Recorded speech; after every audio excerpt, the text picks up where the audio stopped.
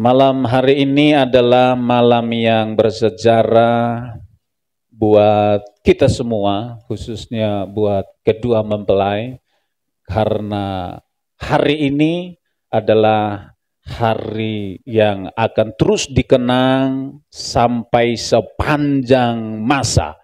Dan peristiwa seperti ini tidak pernah terjadi dua kali dalam kehidupan mereka. Karena pernikahan Kristen adalah pernikahan sekali untuk selamanya.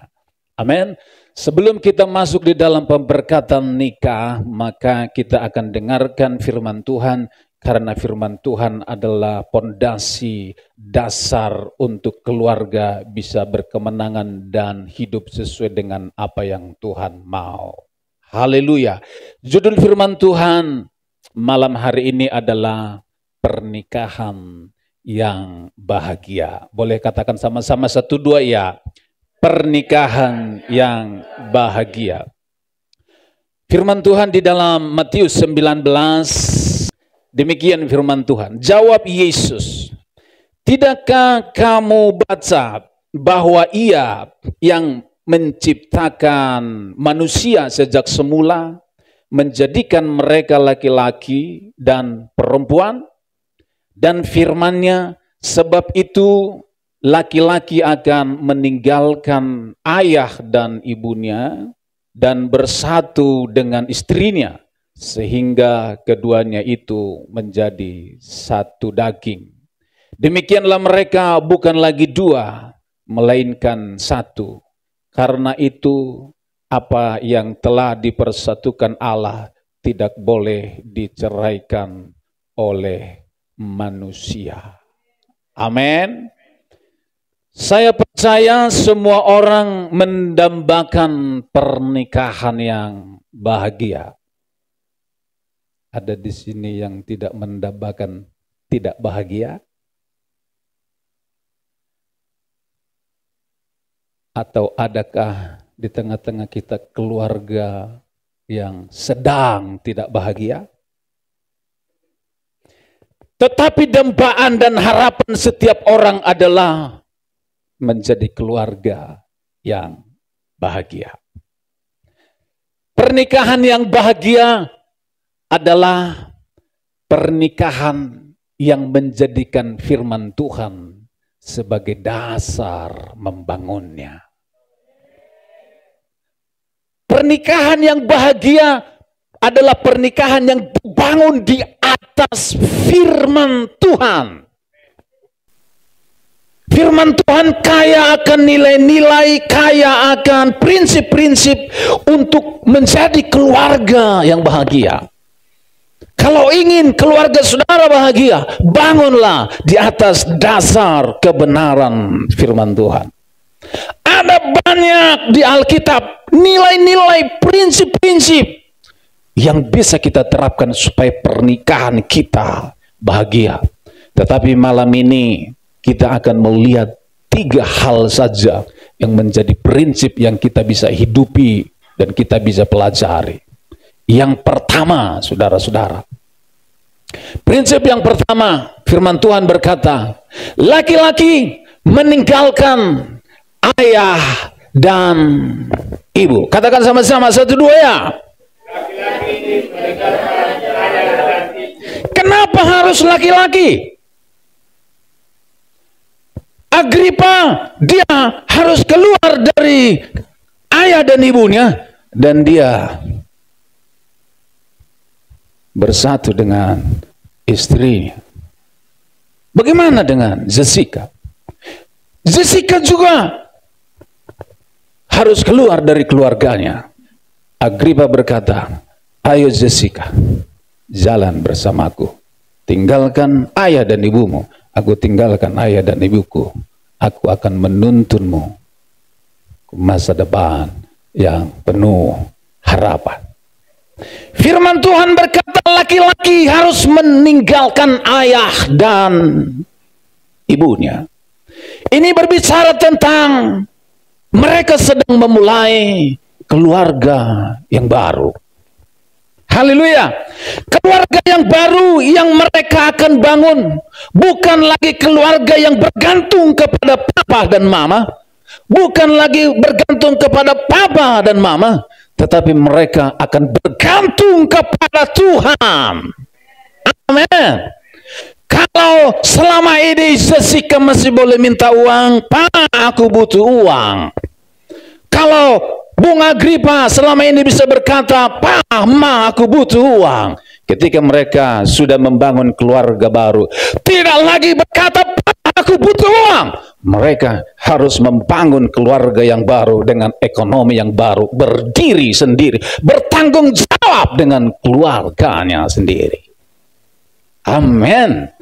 Laki-laki berbicara tentang pemimpin di dalam sebuah keluarga.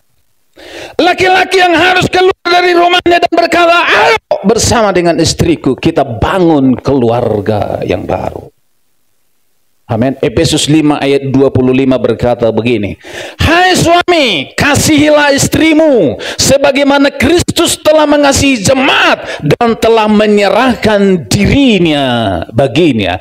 Hai Agripa, kasihilah Jessica sebagaimana Kristus telah mengasihi jemaatnya dan telah menyerahkan dirinya bagi jemaatnya. Amin. Apa yang harus Agripa lakukan mengasihi Jessica sebagai istrinya? Dia harus berfungsi dalam 3 perkara. Yang pertama, fungsi laki-laki di dalam keluarga sebagai pemimpin yang pertama, Agripa harus jadi raja. Yang kedua, Agripa harus jadi imam. Dan yang ketiga, Agripa harus jadi nabi. Berapa banyak di sini para suami? Boleh angkat tangan. Berapa banyak di sini bapak-bapak? Boleh angkat tangannya. Puji Tuhan. Kasih tepuk tangan untuk para bapak-bapak, suami-suami. Oh, God. Berapa banyak di sini yang akan calon bapak-bapak? Ya. Anak-anak muda, suatu saat kalian akan jadi bapak-bapak, jadi suami. Kalian juga harus ngerti prinsip ini supaya kalian tidak salah dalam membangun pernikahan. Haleluya. Bisa saja Randi gagal melihat sosok seorang bapak, tetapi Randi tidak boleh gagal menjadi seorang bapak dan suami. Amin. Ada banyak anak-anak muda punya bapak yang tidak berfungsi di keluarga. Tetapi kita anak-anak Tuhan, kita harus melihat firman Tuhan sebagai dasarnya. Jangan lihat papa yang tidak bertanggung jawab. Perubahan harus dimulai dari kita. Amin. Bung Agripa harus berperan sebagai raja. Raja itu berbicara tentang pemimpin. Yang pemimpin di keluarga itu adalah suami, bukan istri. Amin. Bukan istri. Kalau istri jadi pemimpin, itu sedang terbalik. Kalau istri, jangan engkau ambil dari keluargamu. Engkau masih punya suami. Suamimu adalah raja di dalam keluargamu, supaya keluargamu diberkati oleh Tuhan. Raja juga berbicara tentang bertanggung jawab, mencukupkan keluarga. Amin. Tulang punggung keluarga bukan istri, tapi suami. Haleluya. Istri boleh bantu suami bekerja, tetapi tulang punggung keluarga adalah suami. Bukankah banyak suami yang tidak berfungsi? Suami di rumah bisa nonton YouTube, medsos sepanjang hari, tidak mikir anaknya nggak makan. Istrinya yang kerja pontang-panting sana sini. Engkau gagal jadi suami. Bertobat. Allah menetapkan suami bertanggung jawab untuk menghidupi keluarga. Amin. Berapa banyak suami hidup dalam perjudian, hidup poya-poya ke sana kemari, tidak memikirkan keluarganya, istrinya yang pontang-panting memikirkannya. Itu bukan keluarga yang diharapkan oleh Tuhan. Haleluya. Suami, kau harus bertobat.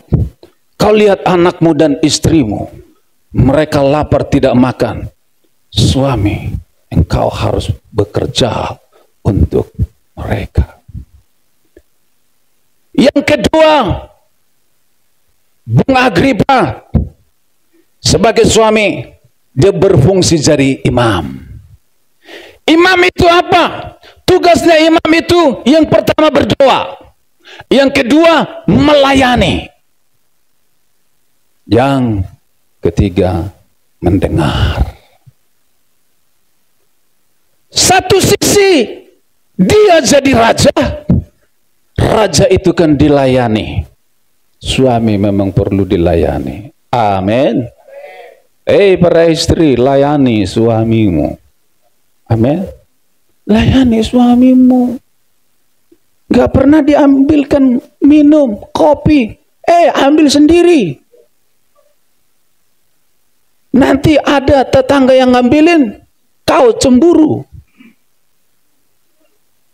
Kenapa banyak suami-suami selingkuh? Karena istri tidak perhatikan. Para istri, bertobat. Iya. Para istri berpikir, saya kan sudah jadi milikmu. Oh, jangan pikir begitu. Engkau bisa diduakan oleh suamimu kalau suamimu sudah menjadi-jadi. Haleluya. Ini fakta Bapak Ibu Saudara. Istri berpikir, saya kan sudah jadi milikmu, aku nggak usah juga merawat diriku. Rumput sebelah lebih hijau. Mereka bisa berpindah ke sebelah. Laki-laki juga butuh dilayani dan butuh dihormati. Amin. Tapi suami juga harus melayani istri. Amin. Kalau istrimu sakit, engkau yang harus melayani. Engkau harus masak nasi. Engkau harus nyuci piring. Salah enggak kalau suami cuci piring?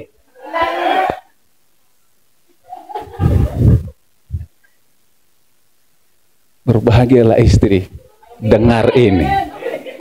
Haleluya.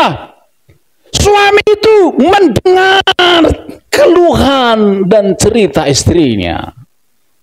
Wanita itu butuh didengar. Amin. Butuh didengar. Para suami, kalau engkau tidak dengar istrimu, nanti mereka bisa dengar di tempat yang lain.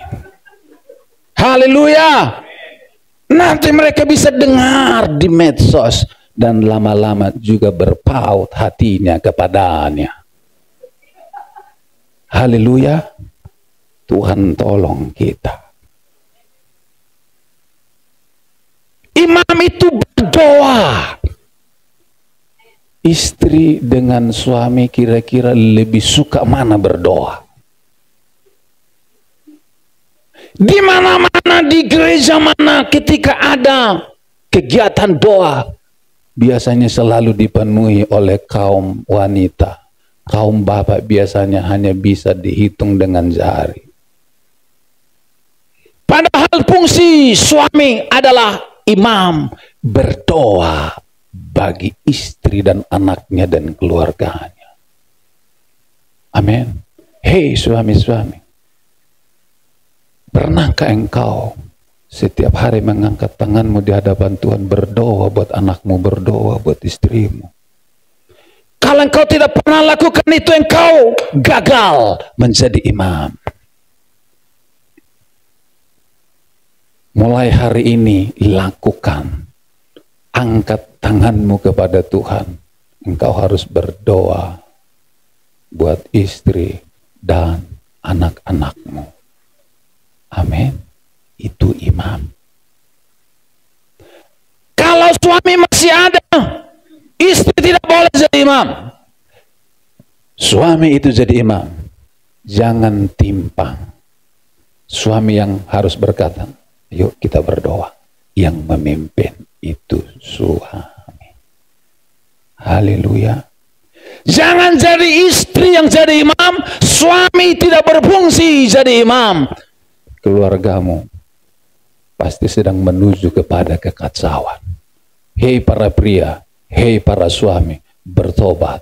Ambil bagian di dalam tugas ini, jadi imam. Dan yang ketiga, nabi. Suami harus berfungsi sebagai nabi. Nabi itu apa, saudara? Nabi itu menyampaikan pesan Tuhan. Haleluya. Kalau anakmu masuk neraka, itu karena nabi tidak berfungsi. Jangan katakan, saya sudah serahkan anakku kepada sekolah minggu, dia nakal. Dia nakal. Jangan salahkan gereja, jangan salahkan guru sekolah minggu, tapi nabi di rumah tidak berfungsi. Gereja itu hanya membantu. Amin. Gereja tanggung jawabnya bukan ada di situ.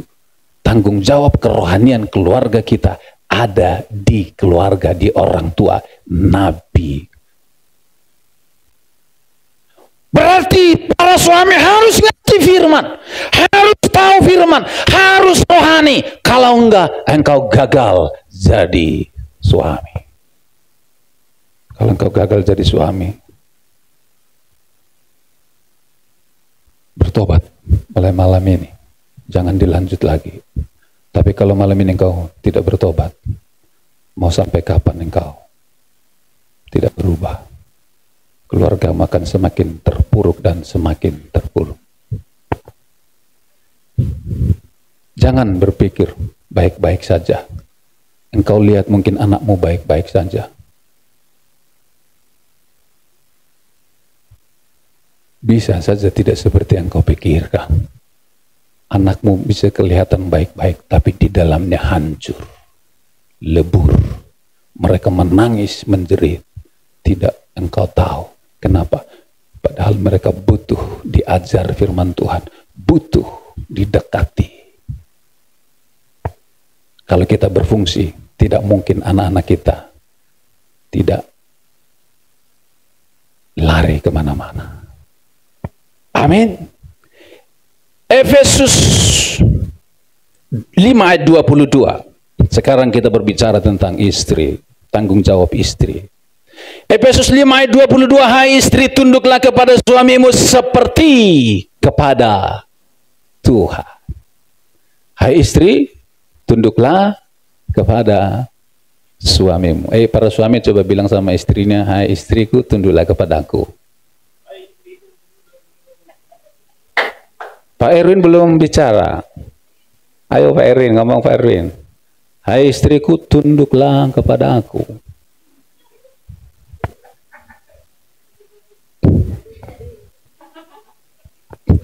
Kalau istri macam-macam di rumah, suami berkata, tunduk. Tapi dengar, kalau suamimu tidak benar, perlu nggak engkau tunduk kepadanya?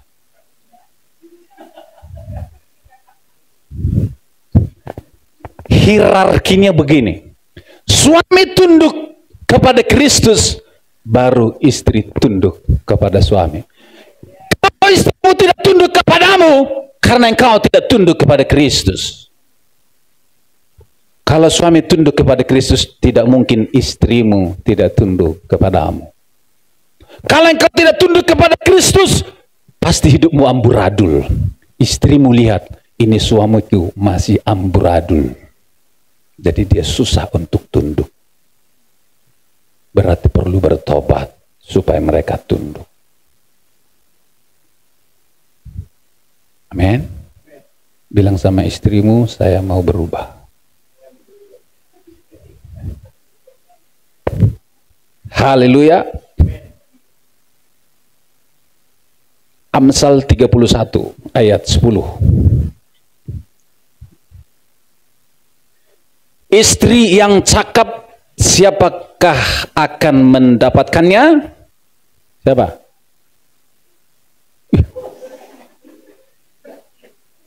Suami-suami harus berkata, saya gitu.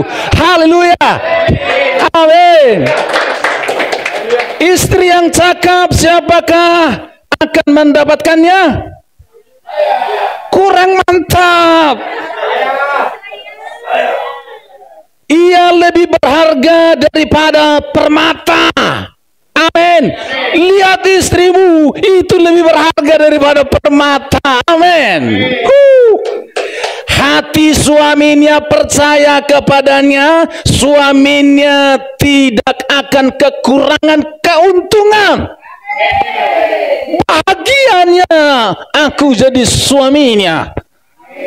Haleluya. Ayat 12, ia berbuat baik kepada suaminya dan tidak berbuat jahat sepanjang umurnya. Istri yang baik, tidak ada kejahatan di hatinya.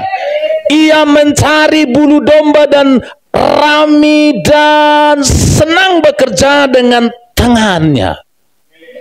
Istri bukan pemalas, pasti dambaan semua suami. Amin. Kalau istri yang malas, katakan enyah dariku.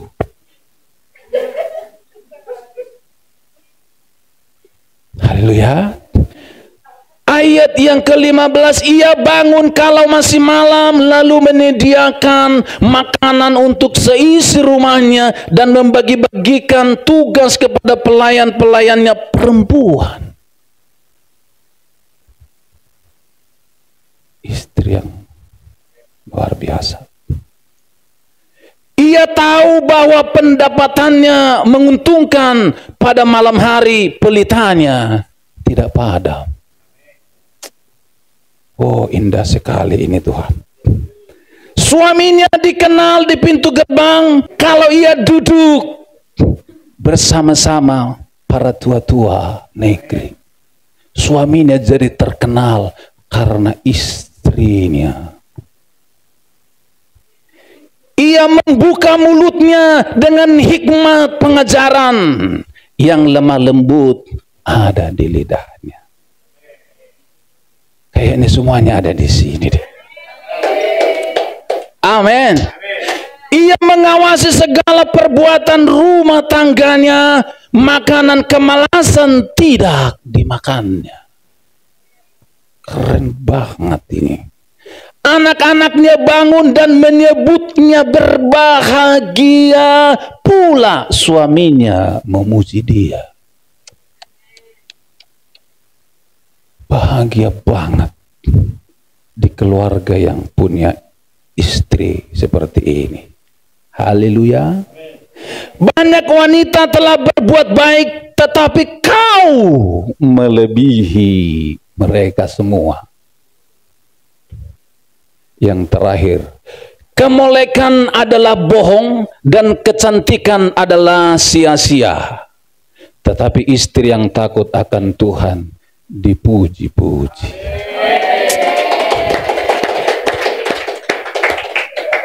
Terjadilah pada istri yang ada di sini, termasuk Jessica. Jessica menjadi dambaan Agripa forever and never. Haleluya. Ya, amin. Nomor 2, prinsip yang kedua, pernikahan bahagia. Yang pertama tadi, laki-laki meninggalkan ayah dan ibu. Dan prinsip yang kedua adalah laki-laki atau suami bersama dengan istrinya.